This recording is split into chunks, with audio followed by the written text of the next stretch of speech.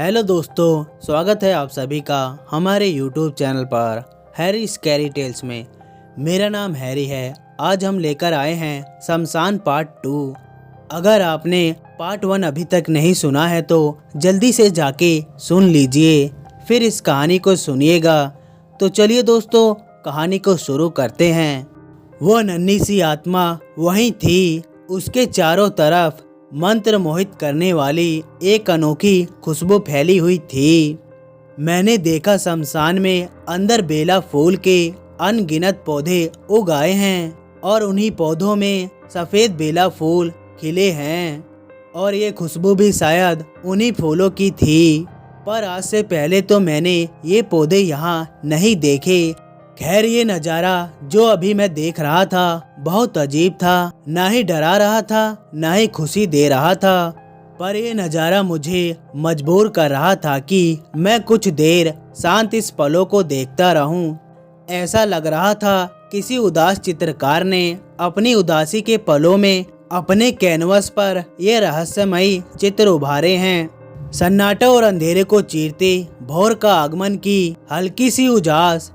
एक मासूम आत्मा जिसने सफेद रंग की सिलिकॉन फ्रॉक पहनी हुई है, वो गहरे काले पत्थर के ऊपर अपने सर को घुटने में टिकाए नीचे आंख गाड़े बैठी है। उसके बाल सुनहरे और घुंघराले हैं। अभी अभी थमी बारिश उसे भिगोकर गई है। उसके घुंघराले बालों से अभी भी बारिश की बूंदें टपक रही हैं और ये पानी की बूंदें मुझे सफेद मोती सी नजर आ रही हैं। उसकी सफेद सिलिकॉन की फ्रॉक भीगकर उसके शरीर से चिपक गई है। दूर आसमान में सफेद बगुलों का एक झुंड उड़कर नदी के किनारे जाने के लिए निकल पड़ा है, जहां उसे मछुआरों के जाल में फंसी हुई मछलियां बगैर किसी मेहनत के मिल जाएंगी। उस नन्ही आत्मा के आसपास चारों तरफ सुंदर सफेद फूल खिले हैं, पर चित्रकार की नजर से देखने पर ये फूल भी उतने ही उदास और शांत नजर आ रहे हैं जितना कि वो नन्ही सी आत्मा। मैं कुछ देर खोया रहा, पर अचानक मेरी आंख किसी के आवाज से खुली। ये सुखू था, शमशान का पोंगा पंडित, जो गांव के चापाकल के पानी को गंगा जल बनाकर शमशान के बाहर निकलते लोगों की शुद्धि करने के दौरान उन पर छिड़कता है। पता नहीं क्यों मुझे इस आदमी से बड़ी चिढ़ होती है। मुझे पहचानते ही उसने मुझे बड़ी बेशर्मी से कहा, नंदू, अभी तो सुबह भी नहीं हुई और तू यहाँ शमशान के बीचों बीच आकर क्या कर रहा है? तुझे आजकल डर नहीं लगता क्या? चल जल्दी चल, मुझे एक पौवा निकाल के दे। इतना कहकर वो ही करके हंसने लगा।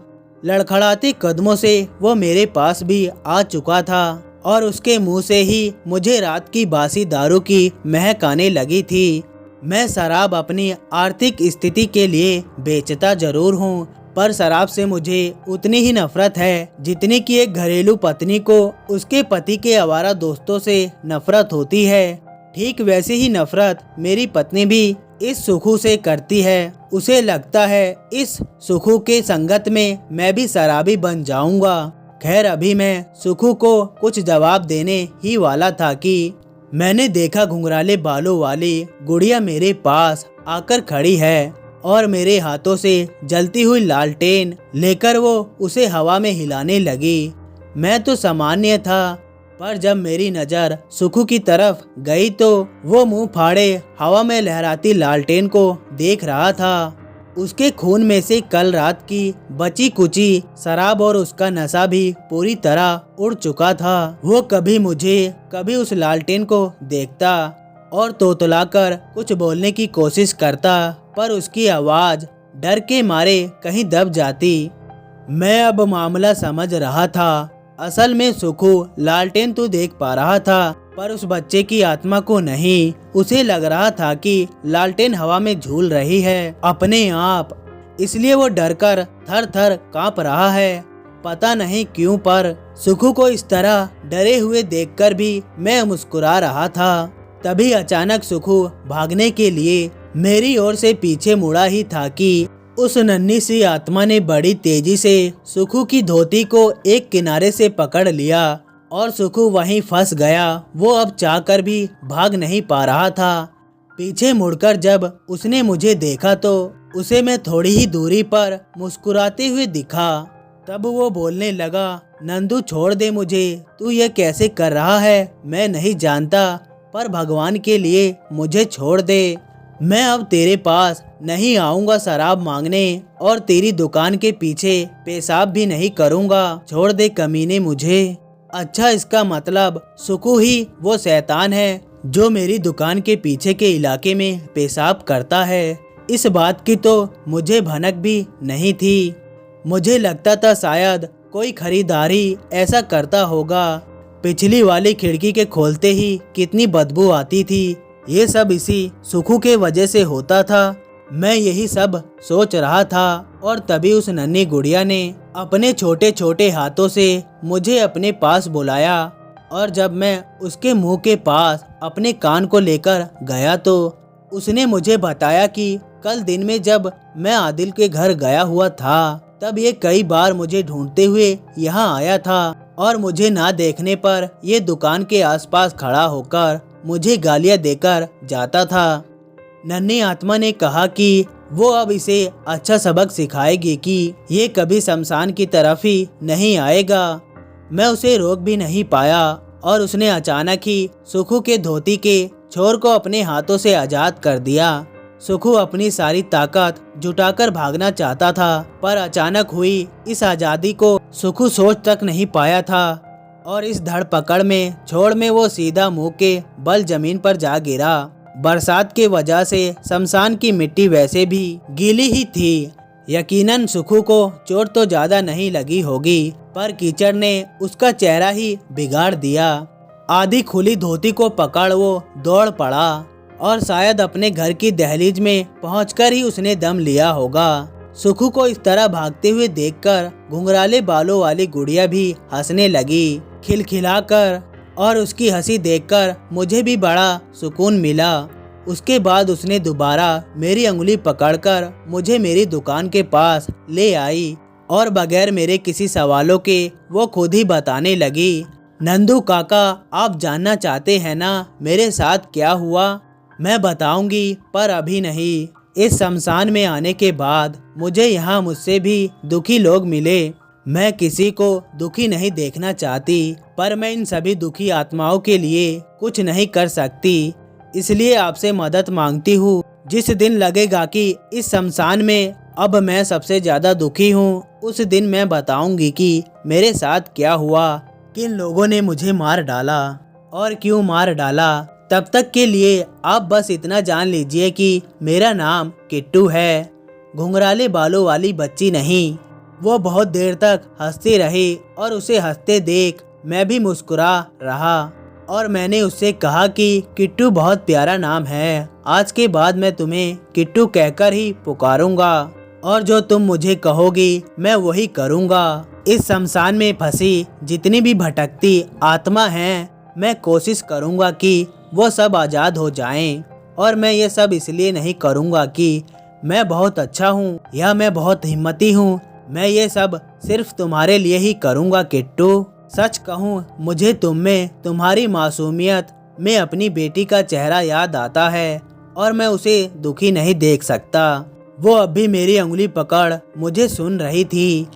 फिर उसने कहा कि वो आज रात मुझे किसी से मिलवाएगी, पर वो जो भी है बहुत भयानक रूप में है। उसने मुझसे कहा कि मैं उसे देखकर ना डरूं और ध्यान से उसकी बातों को सुनूं और उसकी मदद करूं।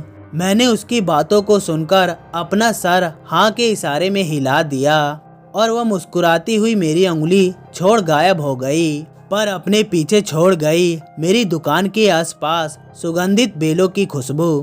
किट्टू वाक्य कितना प्यारा नाम है ना, घुंघराले बालों वाली बच्ची का। ना जाने किसने प्यार भरे पल में उसका यह प्यारा सा नाम रखा होगा। किट्टू सुबह के उजाले में कहीं चली जाती है, शमशान फिर जिंदा लोगों से भर जाता है। शायद इसलिए ये आत्मा दिन में छुप जाती हैं। मैंने नहा धोकर कपड़े बदल लिए और फिर दुकान पर कस्टमर के खाने पीने के लिए तैयारी करने लगा। उसी वक्त शमशान के बाहर बहुत तेज शोर शराबा होने लगा। मैंने बाहर जाकर देखा तो ये आदिल का परिवार था। बहुत बड़ा परिवार था ये। वो लोग एक अच्छी खासी भीड़ के साथ आए थे और इसी भीड़ में एक चेहरा आदिल की अम्मी का भी था। दूर से ही मुझे देखकर उन्होंने नम आंखों को झुकाकर मुझसे सलाम किया, पर उनके साथ कोई और भी था, एक लड़की जिसे आदिल की माँ बार बार समझा रही थी। पता नहीं कौन थी, मैं समझ नहीं पा रहा था। उसके साथ मस्जिद के मौलाना भी आए थे और वो लोग एक फूल से सजा ताबूत लेकर आए थे, जिसमें आदिल की अस्थियों को ले जाकर कब्रिस्तान में दफना दिया जाएगा। हमारे गांव में तो कोई कब्रिस्तान नहीं है, पर पास के गांव में है। वहां मुसलमानों की संख्या ज्यादा है। शमशान के उस हिस्से में जहां आदिल की लाश को जलाया गया था, उस जगह पर जाकर जनाजे वाली नमाज पढ़ी गई और फिर परिवार के पुरुष लोग मिलकर उसके जनाजे को पास वाले गांव के कब्रिस्तान में लेकर गए।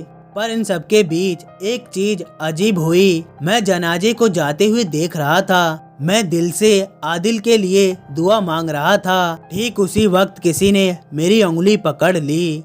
ये किट्टू थी। उसने इशारे से मुझे जनाजे के भीड़ के पीछे किसी को दिखाया। एक धुंधली सी मुस्कुराती हुई परछाई आदिल की थी। वो हाथ जोड़कर मुझे अलविदा कह रहा था। मैंने भी अपने दोनों हाथों से उसे आशीर्वाद दिया। मेरा ये भ्रम टूट गया कि आत्मा दिन में नहीं दिखती। सच्चाई ये है कि पवित्र आत्मा आपसे किसी भी वक्त जुड़ सकती है। खैर, इस तरह आखिरकार शमशान का एक दर्द खत्म हुआ। आदिल के परिवार में से जो महिला आई थी, वो मेरी दुकान पर रुककर ही पुरुषों का वापस लौटने का इंतजार कर रही थी। मैं उनके पास आकर बैठ गया। तभी आदिल की माँ ने मुझे उस लड़की के बारे में बताया, जो आदिल की माँ के गले लगकर बार बार उनसे माफी मांग रही थी। ये स्नेहा थी, वही स्नेहा जिसके ठुकराए जाने के दुख ने आदिल की जान ले ली। पर जब मेरी मुलाकात सच्चाई से हुई तो मुझे बहुत अफसोस और दुख हुआ। स्नेहा वही लड़की थी जिससे आदिल के दिल में बसी मोहब्बत आदिल के कहने से पहले ही पता चल चुकी थी। वो जानती थी आदिल उसे चाहता है और वो भी आदिल को चाहती थी। पर वो ये भी चाहती थी कि वो दोनों जिस उम्र में थे, उस उम्र में वो कोई रिश्ता न बनाए, बल्कि पहले दोनों अपना अपना भविष्य बनाए। इसलिए उसने उस दिन जानबूझकर आदिल को घर से जाने के लिए कह दिया। पर आज उसे अपनी इस गलती पर पछतावा है। वो उस दिन आदिल को प्यार से भी समझा सकती थी, पर उसने उसके साथ कड़ा और बुरा व्यवहार किया। आदिल की मौत की खबर ने उसे खुद की नज़र में आदिल का गुनहगार बना दिया था। आदिल का परिवार तो उसे माफ कर भी सकता है, पर शायद उम्र भर वो कभी खुद को माफ नहीं कर पाएगी और शायद यही उसके लिए सही सजा है। खैर, सुबह से शाम हुई। आज दुकान में मुनाफा ज्यादा हुआ था, क्योंकि आदिल के परिवार से बहुत लोग आए थे और इस अनोखे जनाजे को देखने के लिए गांव से भी बहुत लोग शमशान आए थे। दिन अच्छा रहा। अब मुझे इंतजार था रात घिरने की। रात में मेरी मुलाकात आज किट्टू से होगी। वो मुझे ले जाएगी शमशान के दूसरे दर्द से रूबरू करने। आज बारिश का अता पता नहीं था। दिन में भी हल्की धूप दिखाई पड़ी थी। हालांकि यह रात बहुत शांत थी। न ही हवा चल रही थी, न ही पत्ते हिल रहे थे, न ही मेंढकों और कीड़ों की कोई आवाज थी। कुत्ते भी आज लापता ही थे। ऐसा लग रहा था जैसे ये शांति आने वाले किसी भयानक तूफान की चेतावनी दे रही थी। मैंने भी आज रेडियो पर गाने नहीं बजाए। मैं इस शांति को तोड़ना नहीं चाहता था। मैं इस सन्नाटे को महसूस कर रहा था और इंतजार कर रहा था किट्टू के आने का।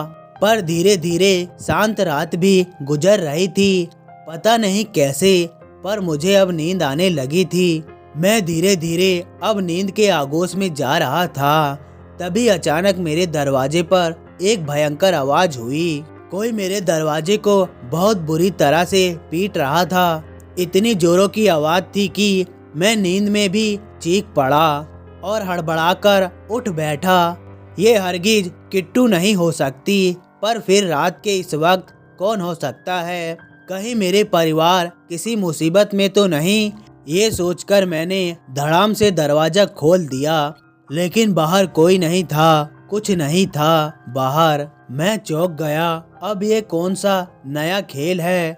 मैं बगैर किसी को देखे ही किट्टू किट्टू पुकारने लगा, पर दिल के भीतर से आवाज आ रही थी, ये वाहियात हरकत किट्टू की तो नहीं हो सकती।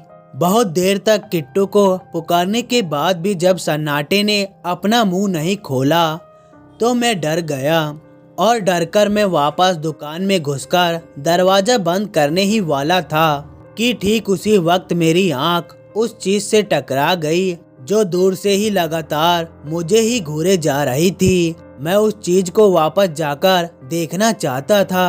मैंने 2 कदम ही दुकान के बाहर निकाले होंगे कि अब तक शांत बैठी हवा अचानक साए साए चलने लगी और शमशान की गीली पड़ी मिट्टी भी अचानक सूखकर धूल बन गई।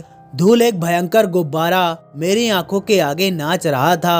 मैं अपनी आंख भी नहीं खोल पा रहा था कि तभी अपनी आधी खुली आंखों से मैंने देखा दूर से घूरती वो आंख पूरी की पूरी आकृति उस धूल में समा गई।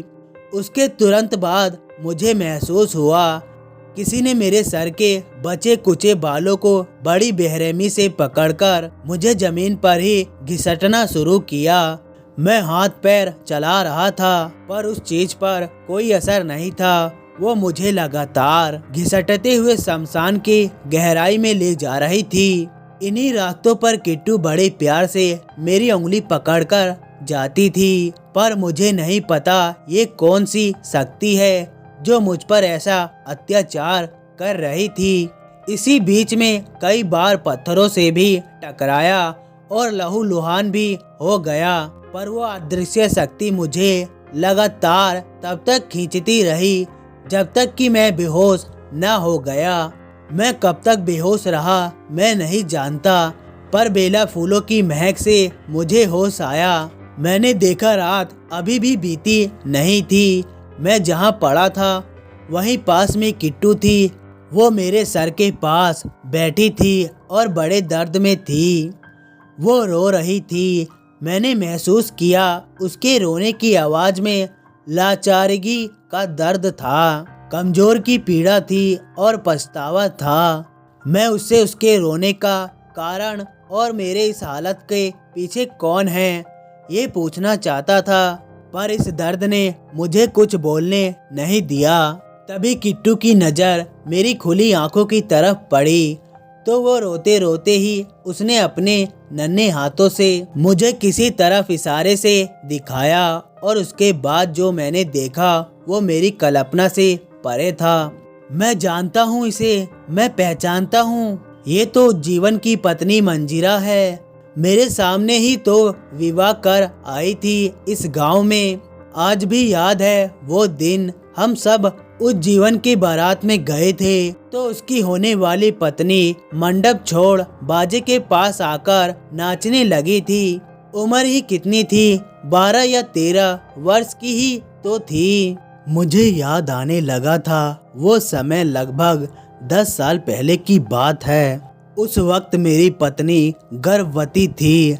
मेरी बेटी का जन्म होने वाला था, इसलिए मेरी पत्नी मायके गई हुई थी। मैं अपनी बेटी के साथ घर पर ही था और बाकी के दोनों बेटे अपनी माँ के साथ थे।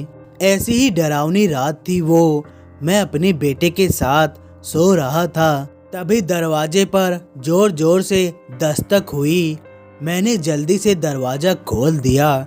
बाहर मंजीरा थी, उस जीवन की पत्नी मंजीरा। वो अपनी गोद में अपनी दूध मुही बच्ची को लेकर आई थी। बदहवास सी वो लगातार रो रही थी और मुझसे कह रही थी, नंदू भैया बस आज की रात मुझे आपके घर में ठहरने दीजिए। मैं सुबह होते ही यहाँ से चली जाऊंगी। मुझे बस आज यहाँ ठहरने दें, नहीं तो वो लोग मुझे मार डालेंगे। वो बच्ची को अपने सीने से चिपकाए हाथ जोड़ मुझसे विनती कर रही थी, पर मैं बेरहम समाज के झूठे नियमों के गिरफ्त में बंधा उसकी मदद करने की वजह मैंने उसे वहाँ से अपने घर जाने के लिए कह दिया और कारण बताया कि देखो मंजीरा, मैं जानता हूँ उज्जीवन तुम पर हाथ उठाता है, पर वो तुम्हारा पति है। अभी तुम मात्र 16 साल की हो। उज्जीवन सुधर जाएगा, शराब भी नहीं पिएगा। तुम उसे समझाओ। अब तो तुम्हारी एक बेटी भी है, उसे भी संभालो। आज अगर तुम मेरे घर ठहर गई तो गलत होगा, क्योंकि मैं रिश्ते में तुम्हारा मुंह बोला जेठ लगता हूँ। तुम्हारी जेठानी भी यहाँ नहीं है, वो होती तो शायद मैं तुम्हारी मदद कर पाता। किसी को अगर जानकारी हो गई कि तुम रात भर यहाँ ठहरी हुई थी तो लोग मुझे गलत समझेंगे और पंचायत तो शायद मुझे सजा भी दे दे। इसलिए मैं तुम्हें यहाँ नहीं रख सकता। बेहतर होगा तुम अपने घर लौट जाओ। मैंने दरवाजे पर खड़े खड़े ही उसे बहुत से सामाजिक दलीलें दे दी और अपने हाथ खड़े कर दिए। काफी देर तक वो सर झुकाए सुबकती रही। फिर उसने कहना शुरू किया, भैया उस वक्त जब मेरी शादी के वक्त मेरे बाजे के पास जाकर नाचने के कारण मेरी शादी टूटने ही वाली थी, तब आपने ही आपके गांव वालों को समझाया था कि मेरी उम्र कम है, इसलिए बचपन में मैंने ऐसा कर दिया। आपके समझाने के बाद ही मेरी शादी हो पाई। भैया यकीन कीजिए, मैंने तभी से आपको अपना बड़ा भाई मान लिया था। मैंने कभी आपको जेठ नहीं माना, इसलिए बेखौफ आपके पास चली आई। पर मुझे नहीं पता था कि आप भी इस समाज के हैं। आपको अपनी इज्जत आपकी बहन की जान से ज्यादा प्यारी है। अगर मुझे पता होता तो मैं कभी नहीं आती। मैं जा रही हूँ भैया, पर एक बात याद रखिएगा, मेरी मौत के बाद आप कभी खुद को माफ नहीं कर पाएंगे। बात सिर्फ शराब और मारपीट की होती तो मैं सह लेती, पर ये बात लालच की है। मेरे पिता ने 7 गांव से कर्ज लेकर मेरी शादी करवाई थी, पर अब भी उज्जीवन के परिवार की मांग खत्म नहीं हुई। आए दिन वो लोग मेरे पिता से नई नई चीजें की फरमाइश करते हैं, पर आज पहली बार मैंने अपना मुंह खोलकर उनको इनकार कर दिया। उज्जीवन जी के हाथ गई तो आज मेरी मौत पक्की है, पर अब कोई रास्ता भी तो नहीं बचा। आपने भी तो दरवाजा नहीं खोला। ये कहकर वो रोती बच्ची को चुप कराती हुई अपने घर की ओर चली गई और मैंने राहत की सांस ली। मुझे लगा दुखी है शायद मंजीरा, इसलिए ऐसा कह रही है। पति पत्नी में लड़ाई झगड़े तो होते रहते हैं। मुझे लगा मैंने जो किया वो सही था, पर अपनी गलती पर पछतावा मुझे अगली सुबह ही हो गया, जब मेरे जागने से पहले ही गांव में अफरा तफरी मच गई। अभी सुबह पूरी तरह से हुई नहीं थी, पर जैसे ही मैं घर से बाहर निकला, उफ, रोंगटे खड़े करने वाला नजारा था ये। मंजीरा का जिस्म धू धू करके जल रहा था और वो उसी जल रही जिस्म के साथ पूरे गांव में दौड़ रही थी। वो चिल्ला रही थी, जलने के दर्द से तड़प रही थी। कुछ गांव के लोग उसके पीछे दौड़ रहे थे, जिसमें उज्जीवन भी था और मंजीरा के ससुर भी। गांव की औरत और बच्चे घर के अंदर बंद थे, क्योंकि ऐसा नजारा वो देख नहीं सकते। एक जिंदा औरत जल रही थी और गांव के अधिकतर लोग तमाशा देख रहे थे। पता नहीं मेरे अंदर इतनी हिम्मत कहां से आई। मैं दौड़कर मंजीरा के पास गया और उसे ढकेलकर पास के ही बने पोखरा में गिरा दिया। ठंडे पानी ने अपना असर दिखाया और मंजीरा का जिस्म की आग बुझ गई, पर जब उसे पानी से निकाला गया तो वो मर चुकी थी। उसका शरीर 90% तक जल चुका था। एक आवाज निकली, काश मैं कल रात उसकी मदद कर देता। लाश को सफेद कपड़े से ढककर पंचायत के सामने रखा गया। मैं सुन पड़ चुका था। मन के अंदर का पश्चाताप मुझे एक भी सांस चैन से नहीं लेने दे रहा था। ऊपर से मंजीरा की सास के गोद में भूख और अकेलेपन के दर्द से तड़पती मंजीरा की नवजात बच्ची के रोने की आवाज से मेरा कलेजा फट रहा था।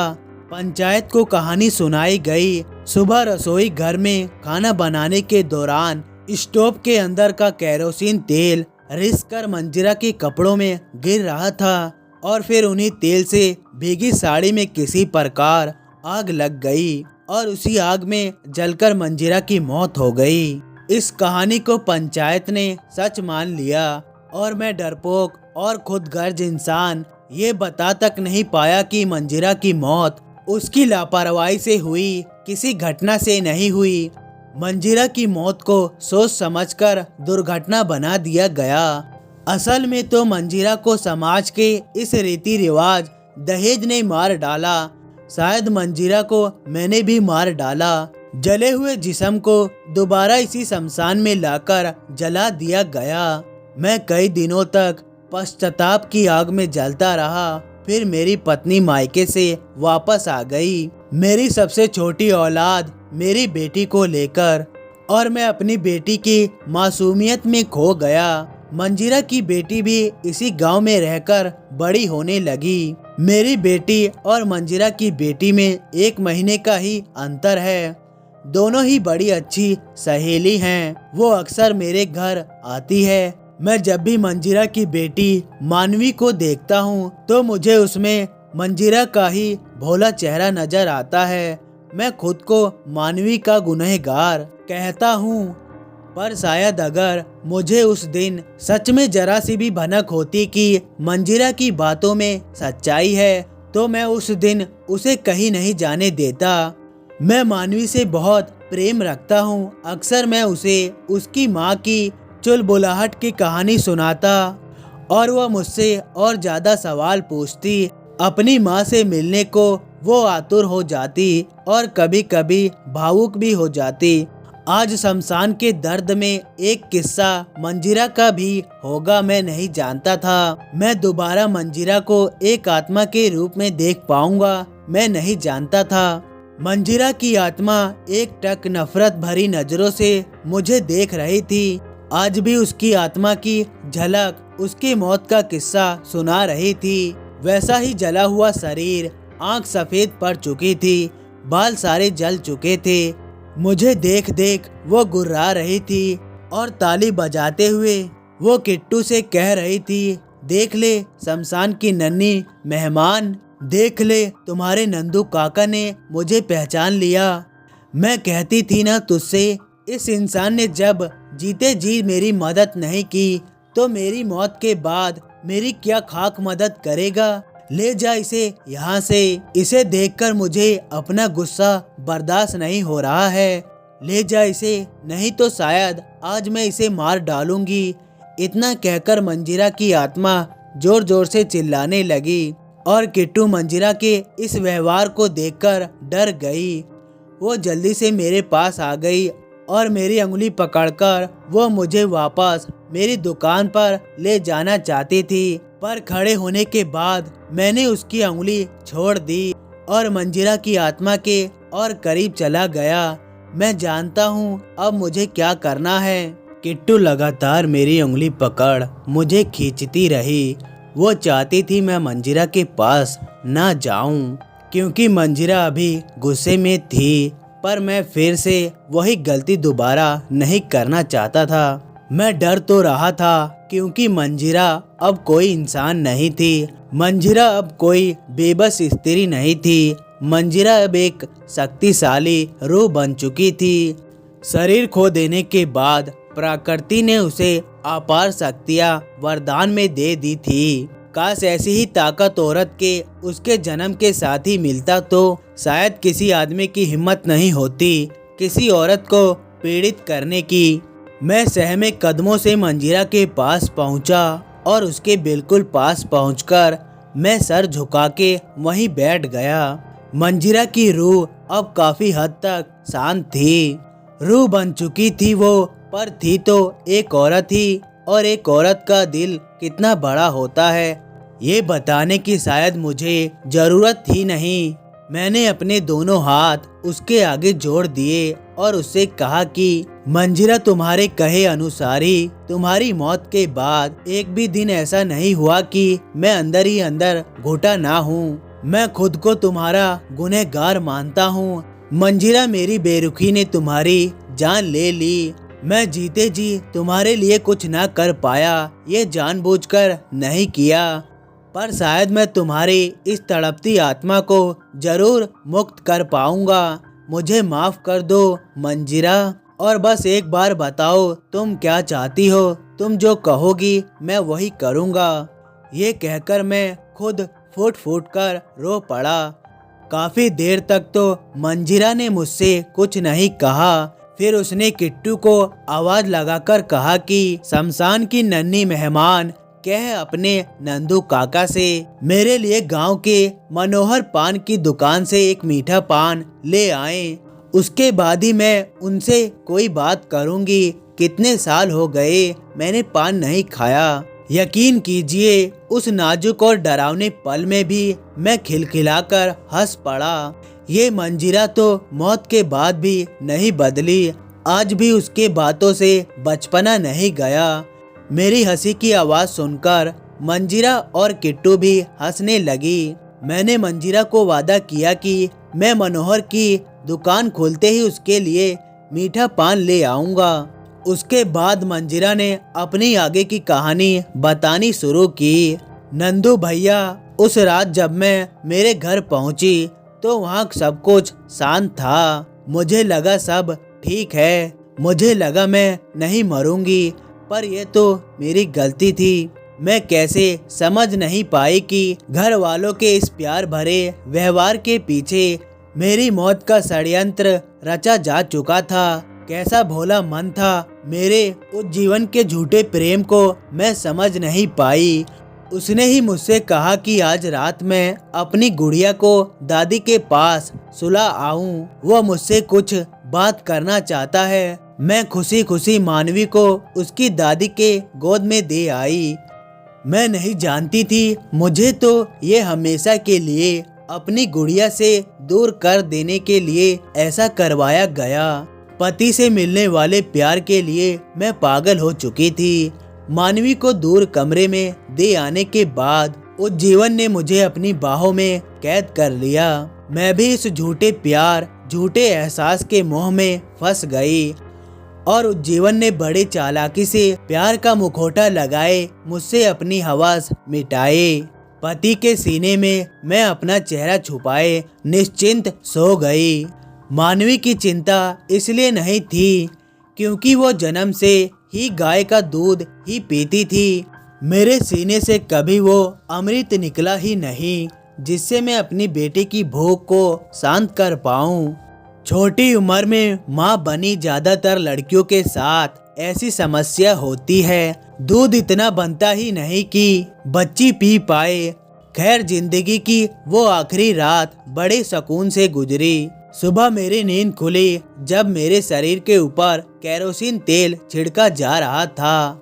मैं समझ भी नहीं पाई थी कि क्या हो रहा है और उस जीवन ने उन्हीं दो हाथों से, जिससे कि कल रात ही वो मेरे गालों को, मेरी जुल्फों को, मेरी कमर और मेरे पूरे जिस्म को सहला रहा था, उन्हीं दो हाथों से घसीट कर उसने मुझे रसोई में ला पटका और जलती हुई माचिस की तिल्ली मेरे ऊपर फेंक उन्होंने रसोई का दरवाजा बंद कर दिया।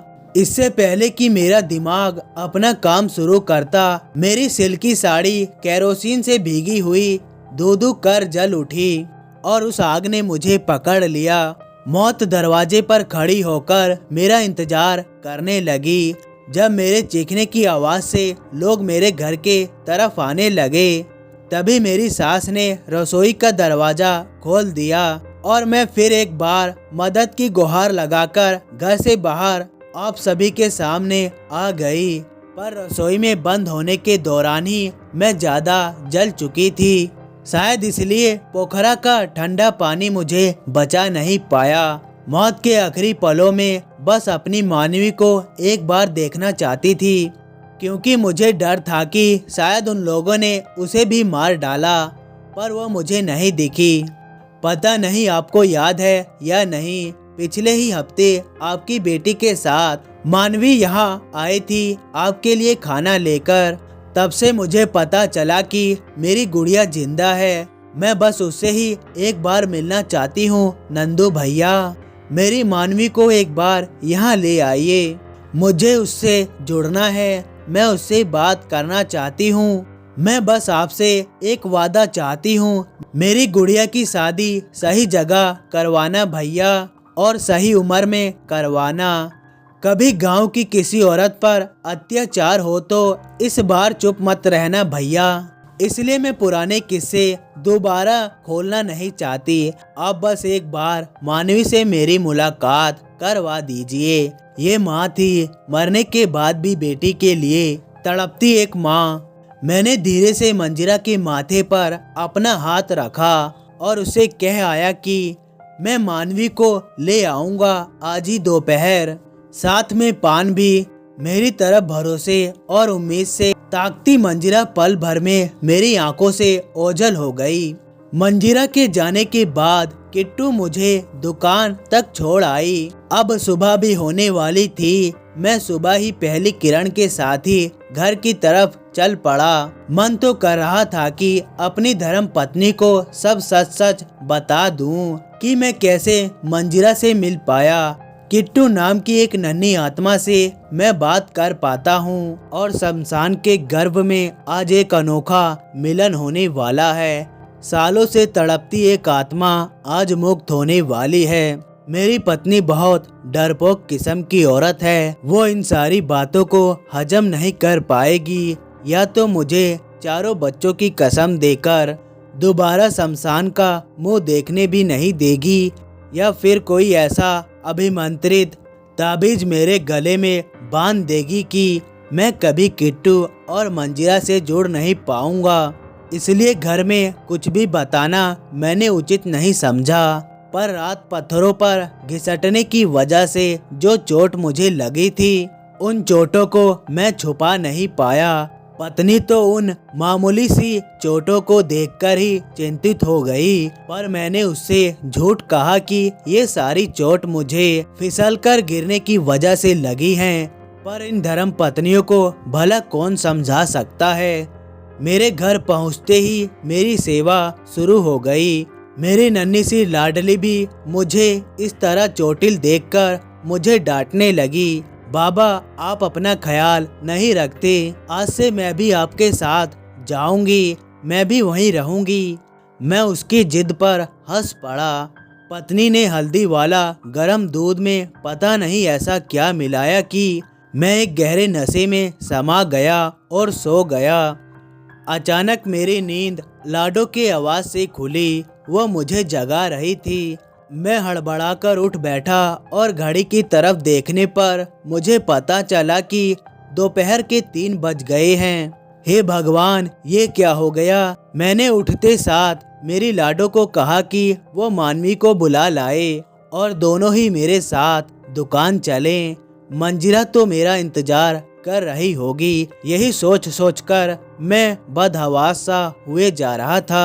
मैं साइकिल उठाकर मनोहर की दुकान की तरफ दौड़ पड़ा और फिर फटाफट 2 मीठे पान बनवाकर घर लौटा, जहां आंगन में ही मानवी के साथ मेरी गुड़िया मेरा इंतजार कर रही थी। मेरी पत्नी चाहती थी मैं खाना खाकर जाऊं, पर मैंने उसकी एक ना सुनी और बच्चियों को शाम में घर पहुंचा दूंगा, ये कहकर मैंने जल्दी से दोनों बच्चियों को साइकिल के आगे बनी लोहे की सीट पर बैठाया और खेतों के पतले पतले रास्तों पर चलकर शमशान की तरफ दौड़ पड़ा। दोनों ही बच्चियां मेरा साथ पाकर खुश हो जाती हैं।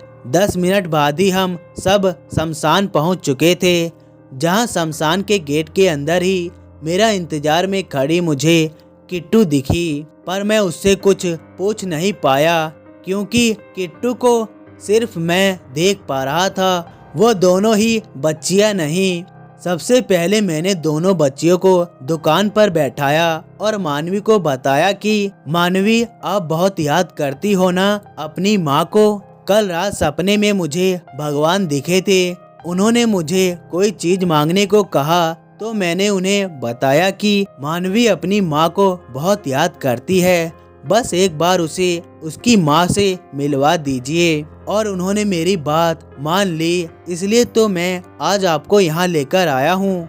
मेरा इतना कहना था कि सच नंदू ताऊ कहकर मेरे गले से लग गई। मैं शायद उसकी खुशी की कल्पना भी नहीं कर सकता। मैंने कहा, हाँ बिल्कुल सच, चलिए भगवान आपकी माँ को वहाँ पर ले आएगा। तभी वो ये कहकर मेरी दुकान के अंदर दौड़ पड़ी। ताऊ जी, मैं पहली बार माँ से मिलूंगी ना? ताऊ जी, मैं तैयार हो जाती हूँ, आप यहीं रुकिए। मैं हंस पड़ा, पर पास ही खड़ी मेरी लाडो मुझे गुस्से से घूर रही थी। मैंने जब उससे उसका कारण पूछा तो नाराज होकर उसने कहा कि बाबा, जब भगवान ने आपको कुछ मांगने को कहा तो आपने मेरे लिए 4 पहियों वाली साइकिल क्यों नहीं मांगी? मैं पैदल आपके लिए खाना ले आती हूँ, मेरे घुटने कितने दुखते हैं। मैंने बड़ी चालाकी से उसे चुप रहने को कहा और बताया कि मैं बाद में उसे समझाऊंगा। तब तक मानवी भी दुकान से बाहर आ गई। मैंने देखा उसके बिखरे बाल अब सुलझे हुए थे, चेहरे पर खुशी की एक लहर खिली थी। मैंने दोनों बच्चियों का हाथ कसकर पकड़ लिया और दोनों को लिए मैं शमशान की गहराई में पहुंचा। किट्टू काले पत्थर पर बैठी मेरा ही इंतजार कर रही थी। मुझे दोनों बच्चियों के साथ देखकर वो भी खुशी से चहक उठी। और फिर शमशान में बूढ़े बरगद के पेड़ के पीछे से मुस्कुराती हुई मंजीरा आती है, ऐसी चाल जैसे नई नवेली दुल्हन शर्माते हुए अपने प्रिंस के पास चली आ रही हो। दूर से ही मानवी पहचान लेती है अपनी माँ को, क्योंकि उसकी तस्वीर देखी है उसने अपने घर में। वो दौड़कर मंजीरा के पास चली जाती है और मंजीरा शमशान की गीली मिट्टी में घुटने टिकाए बैठ जाती है। मानवी अपनी माँ के गले से लग जाती है।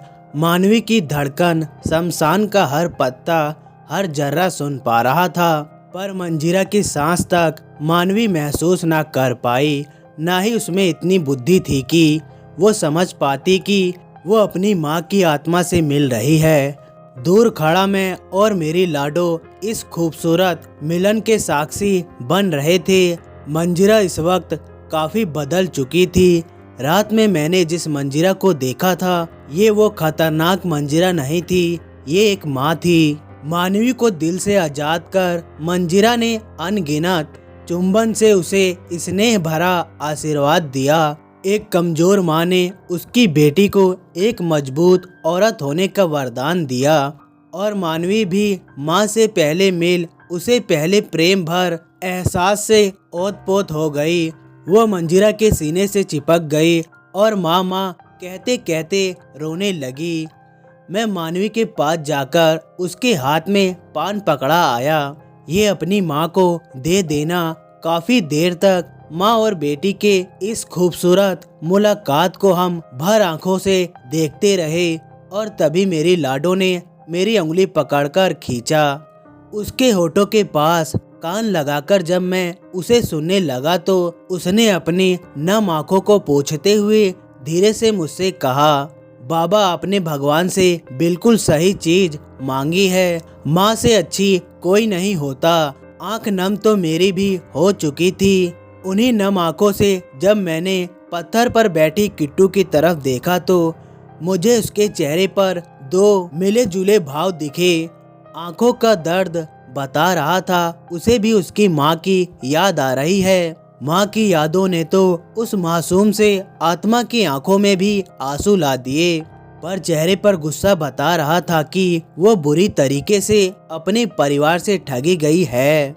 मैं मन में सवाल लिए उसे देख रहा था और जैसे ही उसकी आंख मेरी आंखों से टकराई वो गायब हो गई, बिल्कुल हवा में घुल गई। वो मुझे पता था वो मुझसे नहीं मेरे सवालों से भागती है, उन सवालों से जो मैं उससे पूछता हूँ उसके बारे में, उसके दर्द भरी जिंदगी के बारे में। मुलाकात के पल अब ज्यादा देर नहीं बचे थे। मानवी ने अपने हाथ से माँ के मुंह में पान डाला और मेरी ओर हाथ जोड़े मंजिरा भी पल में गायब हो गई। एक सफेद पवित्र रोशनी वातावरण में फैल गई। उस सफेदी में इतनी चमक थी कि मेरी आंख चौंधिया गई और मैंने अपनी आंख बंद कर ली। इसी तरह शमशान से आज एक और दर्द की मुक्ति हुई। अभी सफेदी पूरी तरह से विलुप्त हुई भी नहीं थी कि दो मासूम चीख से शमशान का वातावरण दहल उठा। ये चीख मेरे साथ आई दोनों बच्चियों की थी, एक मानवी और दूसरी मेरी लाडो की। इससे पहले कि मैं कुछ देख समझ पाता, मेरे बिल्कुल पास खड़ी मेरी लाडो को किसी अदृश्य शक्ति ने बड़ी तेजी से खींचकर गायब कर दिया। आंख खोलने के बाद मैंने देखा मानवी गायब है। मैं दोनों को आवाज लगाकर पुकार रहा था कि तभी अचानक शमशान का हर पेड़ जोर जोर से हिलने लगा। बादल जोरदार आवाज के साथ गूंजने लगा और खूबसूरत शाम अचानक काली रात में बदल गई और एक खतरनाक मर्दाना आवाज मुझसे मेरे कानों में कह गई, दो आत्माओं को तू ले गया, दो जिंदगी को मैं ले जा रही हूँ, हिसाब बराबर। दोनों बच्ची को ना पाकर मैं एकदम पागल सा हो गया। मैं अपने होश खोने लगा। पूरे शमशान में मैं पागलों की तरह घूम घूम कर दौड़ने लगा। इसी बीच हवा बहुत तेज चलती रही। एक मजाकिया हंसी मेरे कानों में बार बार आती रही। कोई था शमशान में, कोई था जो मेरी लाचारगी पर हंस रहा था, कोई था जो चाहता था कि इस शमशान में भटकती अनगिनत आत्मा कभी आजाद ना हो पाए। दोनों बच्ची को ना पाकर मैं बहुत डर चुका था। तेज तेज हवा के साथ हल्की बूंदें भी शुरू हो चुकी थी। उसी वक्त मुझे किट्टू की याद आई। मैंने उसे पुकारा पर वो भी लापता थी। वो रहती तो वो जरूर मेरी मदद कर देती। अब मैं क्या करूं? कुछ ही देरी में शाम घेरने लगी और अब सच में रात अपने पैर पसार रही थी। अब शायद गांव से मानवी और मेरे परिवार के लोग भी आ जाएंगे दोनों बच्चियों को ले जाने। मैं पता नहीं उन्हें क्या जवाब दूंगा।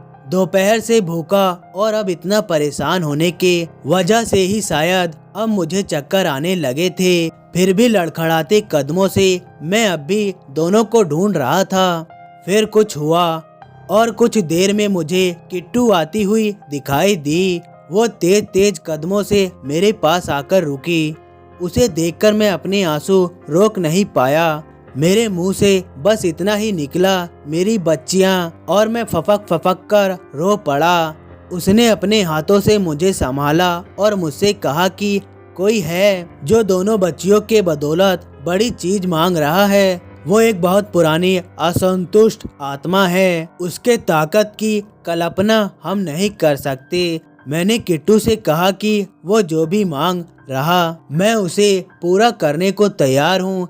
बस मुझसे एक बार मिलवा दो मेरी बच्चियों से। दोनों डरी होंगी। किट्टू ने कहा, नंदू काका, उनका कुछ नहीं होगा, चलिए आप मेरे साथ। मैं टूटे कदमों से किट्टू के पीछे जाने लगा। ये शमशान का दूसरा कोना था। इसके ठीक पीछे ही एक खाली मैदान था जिसकी झाड़ियों के पीछे से ही सियारों की आवाज आती है, आज भी आ रही थी। कांपते कदम डर तो रहे थे मेरे, पर सिर्फ अपनी बच्चियों के लिए उनको सही सलामत घर पहुंचा देने के बाद मुझे किसी चीज की परवाह नहीं। वैसे भी मेरा बड़ा बेटा अब जवान हो चुका है तो घर परिवार को तो वो चला ही लेगा, पर बच्चियों को अगर जरा सी खरोच भी आ गई ना तो मैं जीते जी मर जाऊंगा। अब आगे कोई रास्ता नहीं था। शमशान की दीवार आ गई थी। मेरे कदमों से ठीक 4 कदम आगे चल रही किट्टू अब रुक गई थी। पहली बार किसी आत्मा के चेहरे पर खौफ देख पा रहा था। कांपते होठों से किट्टू ने किसी को आवाज लगाई, शकुंतला दीदी, नंदू काका आ गए हैं, आप कहिए इनसे आप क्या चाहती हैं। मैंने देखा शमशान के उस हिस्से में एक आकृति उभरती है जिसे मैं धीरे धीरे साफ होते हुए देख पा रहा था। ये कोई अजीब सा चेहरा था। चाल और श्रृंगार से मालूम होता है ये कोई स्त्री है।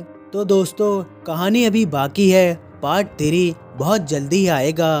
अगर आपको कहानी अच्छी लगी हो तो लाइक और कमेंट करना ना भूलिएगा और साथ में हमारे चैनल को भी सब्सक्राइब कर लीजिएगा। मिलते हैं अगली वीडियो में, तब तक के लिए धन्यवाद दोस्तों।